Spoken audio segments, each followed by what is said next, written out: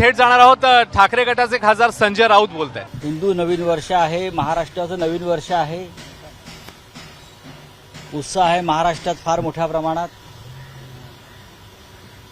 त्याच्यामुळे आजच्या दिवशी मी सगळ्या पत्रकारांना, माझ्या सर्व पत्रकार सहकाऱ्यांना, महाराष्ट्राच्या जनतेला शुभेच्छा देतो. महाराष्ट्रात निवडणुकांचं वातावरण आहे आणि आजच्या शुभ मुहूर्तावर आम्ही महाविकास आघाडी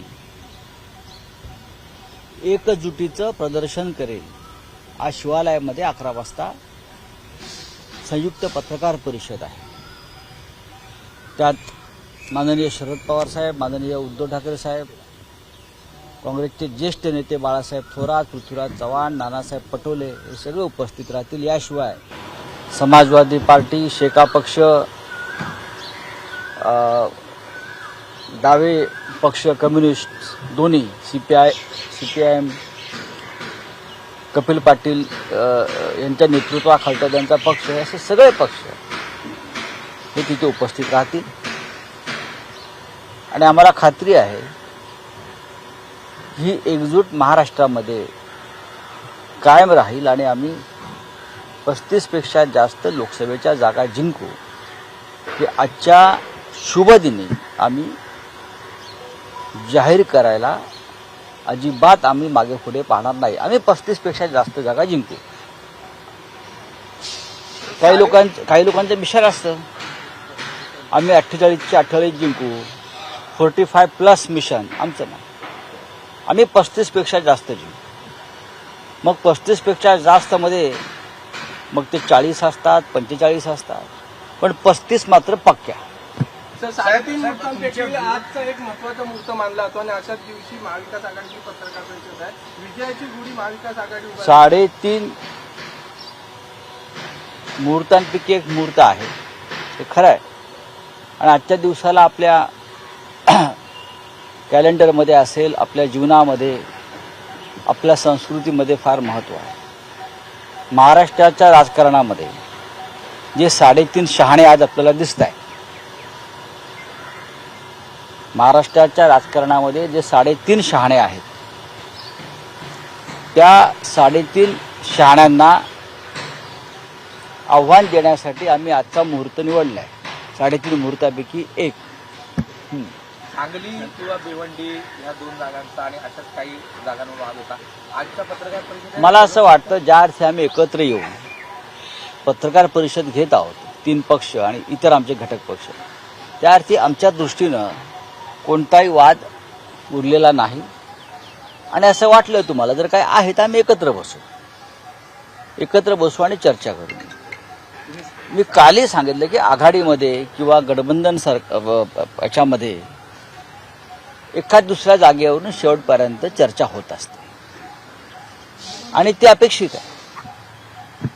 अनेक वर्ष वेगळ्या पद्धतीनं आपण काम करताना एकत्र येतो. प्रत्येक जागेवरती आपले कार्यकर्ते काम करत असतात. सांगली सुद्धा मी मानतो किंवा भिवंडी सुद्धा मानतो की अनेक पक्षाचे लोक काँग्रेस तिकडे अनेक वर्ष लढत आले स्वातंत्र्यापासून.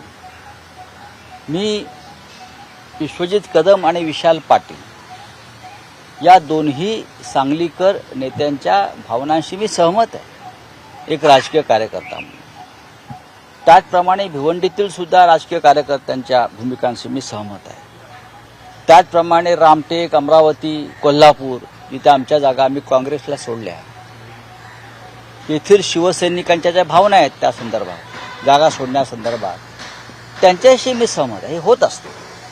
पण शेवटी आपल्याला या देशात हुकुमशाही विरुद्ध लढताना काही गोष्टी स्वीकाराव्या लागतात, काही गोष्टींचा त्याग करावा लागतो. पंतप्रधान काल एक अर्ध्या शाण्याचं 3.5 मुहूर्तांपैकी 3.5 शहाणे म्हणाले. तर हे अर्धा शहाणा नेमका कोण आहे?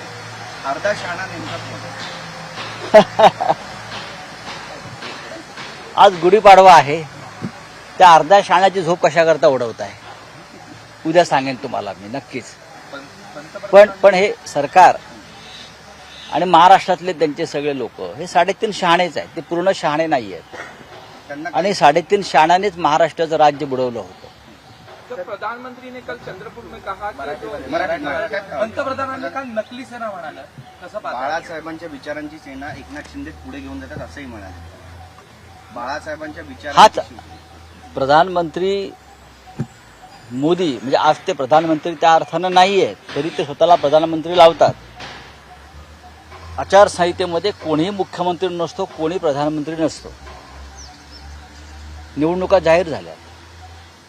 प्रधानमंत्री मला असं वाटलं त्यांच्याकडे थोडं तरी शहाणपण असेल.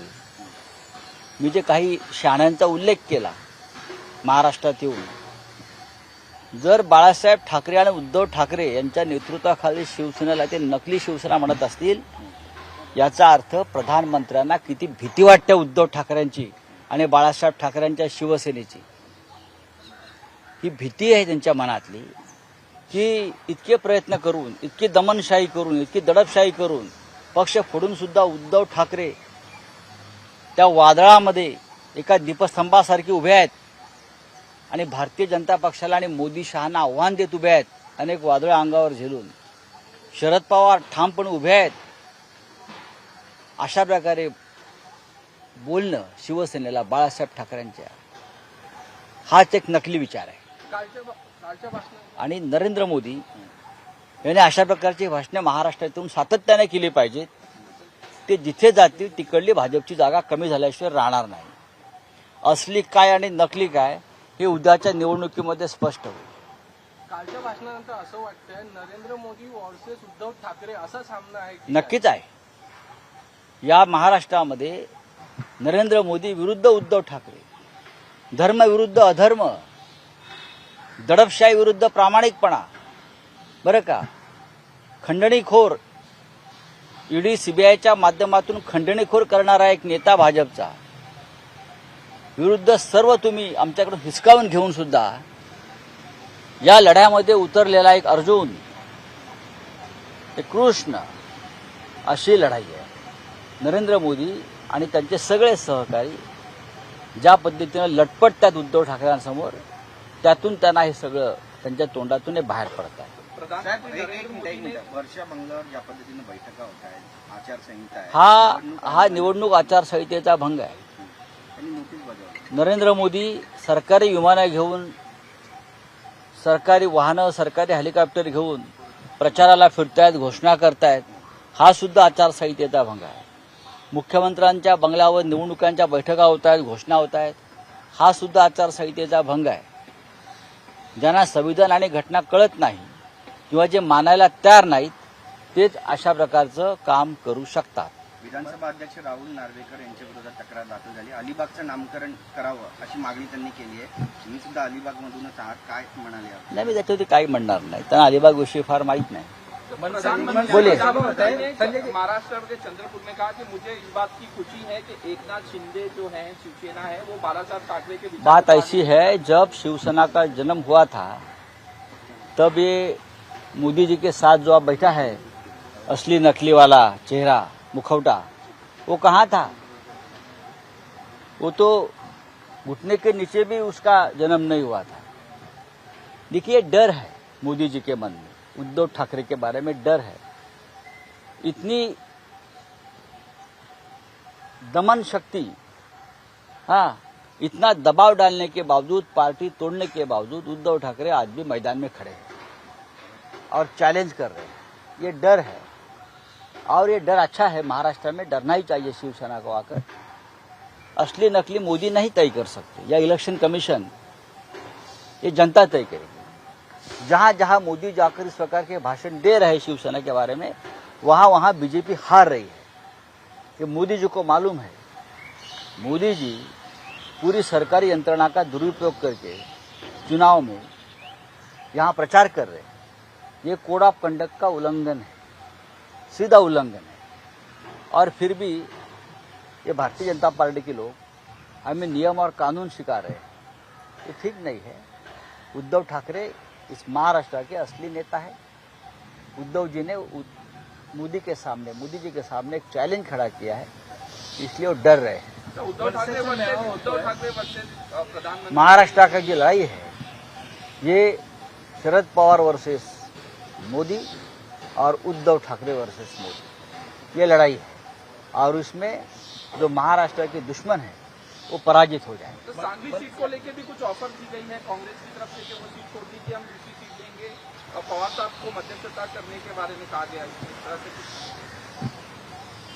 बातचीत खत्म हो चुकी है, तो पहले भी मैंने कहा, इसीलिए आज संयुक्त पत्रकार परिषद, उसमें सब कुछ बातें सामने आ जाएगी। मनसेचा मेळावा होतोय, फडणवीस म्हणाले 3 मनसे सोबत येईल अशी शक्यता आहे. माझ्या दोघांनाही शुभेच्छा आहे. आज गुढीपाडवा आहे, आज पवित्र आणि मंगलमय अशा शुभकामना केल्या पाहिजे. मोदी आणि शहांना पाय ठेवून देऊ नका महाराष्ट्रामध्ये, असं श्री राज ठाकरे यांच्या भूमिका होत्या. त्याच्यामुळे त्या मताशी महाराष्ट्र सहमत आहे आणि तरीही देवेंद्र फडणवीस हे आपण त्यांना एकत्र घेऊया वगैरे काय म्हणतायत, ही त्यांच्या अकलीची दिवाळखोरी आहे. मोदी शहांना पाय ठेवू देणार नाही, हे देऊ नका. हे महाराष्ट्राचे दुश्मन आहेत. आता महाराष्ट्राच्या दुश्मनांना नरेंद्र मोदी किंवा अमित शहाना कोण पाय ठेवू देते मुंबई महाराष्ट्रात, ते आम्हाला पाहायचं आहे. चला, थँक्यू. श्रीकांत शिंदेबद्दलचा महत्वाचा विषय आहे. त्यांची उमेदवारी फडणवीस घोषित करतात की ते कल्याणचे उमेदवार आहे, पण श्रीकांत शिंदे भाषणात म्हणतात की अजून माझी उमेदवारी मुख्यमंत्र्यांनी घोषित केली नाही. हा विश्वास मी कसं काय सांगणार? मला इतकंच माहिती आहे, पुढल्या लोकसभेत ते नसतील. त्यांची उमेदवारी नरेंद्र मोदींनी सुद्धा घोषित केली किंवा अमित शहाने घोषित केली, तरी मी खात्रीनं सांगेन, पुढल्या लोकसभेत ते नसतील. संजय राऊत हे बोलत होते. जागा वाटपासंदर्भातल्या चर्चा या थांबलेल्या आहेत. आघाडीमध्ये काही गोष्टी स्वीकाराव्या लागतात तर काही गोष्टी सोडाव्या लागतात, असं देखील संजय राऊत यांनी म्हटलेलं आहे. सोबतच त्यांनी महाराष्ट्रामध्ये 3.5 शहाणे आहेत आणि त्यांना आव्हान देण्यासाठीच आम्ही सगळे एकत्र आल्याचं संजय राऊत यांनी म्हटलेलं आहे. यासोबतच आता त्यांनी विविध मुद्द्यांवर देखील भाष्य केलेलं आहे. पंतप्रधानांच्या महाराष्ट्र दौऱ्यावर देखील संजय राऊत यांनी टीका केलेली आहे. महाविकास आघाडीची आज पत्रकार परिषद होती. तत्पूर्वी संजय राऊत यांनी अनेक मुद्द्यांवर भाष्य केलं आहे. एबीपी माझा, उघडा डोळे बघा नीट.